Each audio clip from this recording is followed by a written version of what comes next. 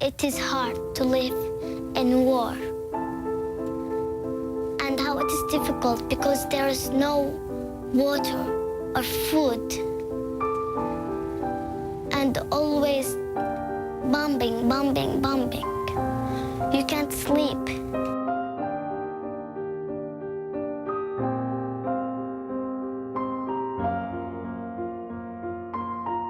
The power of one and the child face of war now recognized at the Academy Awards. Bana Alabed, an 8-year-old Syrian girl, first captured the world's attention with heartbreaking tweets about the bombing of her native Aleppo. Sunday night, she took center stage with Andra Day and Common during their performance of the Oscar-nominated song Stand Up for Something. That message of activism is stamped in Bana and her family's DNA. After escaping the war to Turkey, Bana continued to tweet, asking world leaders to help the children of Syria. She also wrote a book, Dear World, a Syrian girl's story of war and a plea for peace, and was featured in the documentary film Cries from Syria. Well, Bana joins me now here in Los Angeles. And Bana, welcome. Hi. What's your message to the children who are still in Syria now, who are suffering, children in places like Eastern Ghouta? What do you want to say to them? Are you happy when you are seeing children suffering? Children are always suffering everywhere. Child is a child who needs to go to school. That's right. And to play in peace. Children deserve life.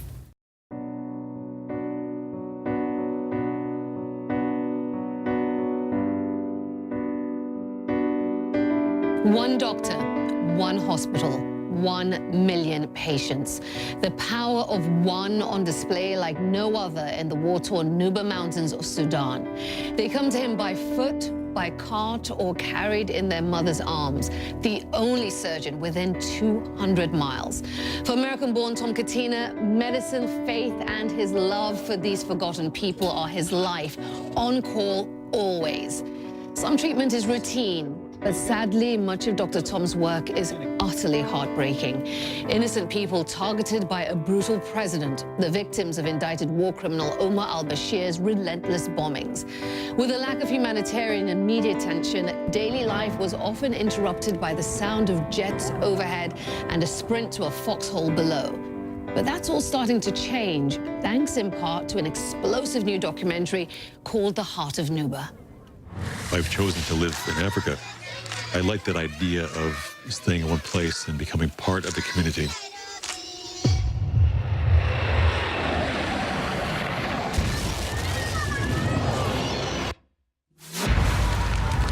So this is the reality of life here. The fighting broke out June 6, 2011. After that, there was a lot of fighting relatively close to us in villages that were maybe an hour from here. I think that fear that one feels when the Sudan Air Force bombers and jets are overhead, you can never explain to anybody unless you've been in that situation.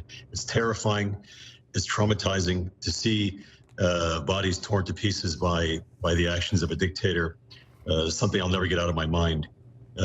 Very difficult, but I think through a combination of my personal faith, a combination of the resilience and the will of the people here is what keeps me and the rest of our team here going. Yeah, but I'm going to be the voice of the viewer and still say to you, as you describe that fear, as you hear the jets overhead, I'm going to be the voice that says, why not leave?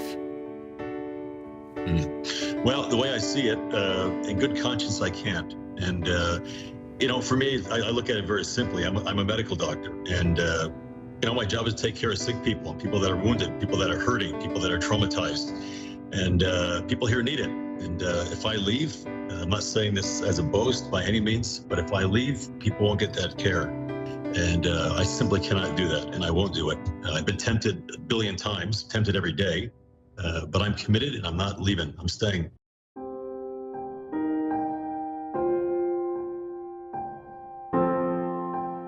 For desperate people in one province of Papua New Guinea, their lifesaver arrives by seaplane.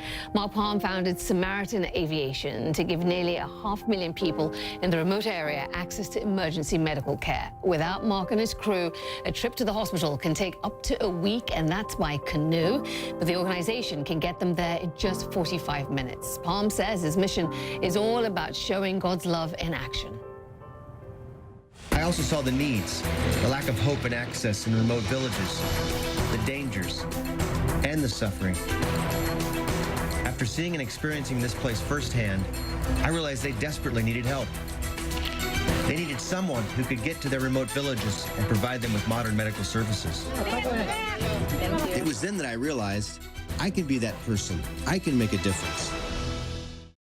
So let me ask you this. First of all, let me tell our viewers that the work you do, you don't charge them. The flights are free. All this work you're doing, it's not costing them anything. My takeaway from watching the little video you sent us is that one individual can make a difference. One individual can make a massive difference in this world that we live in. Talk to me, though, about what you get from doing this work. Yeah, it's hard to put it into words. You know, I think just having that dream to make a difference, and really believing that we're all here to make a difference in all of our communities, wherever we're at. We don't have to go to Papua New Guinea or far off land to make a difference. There's needs everywhere.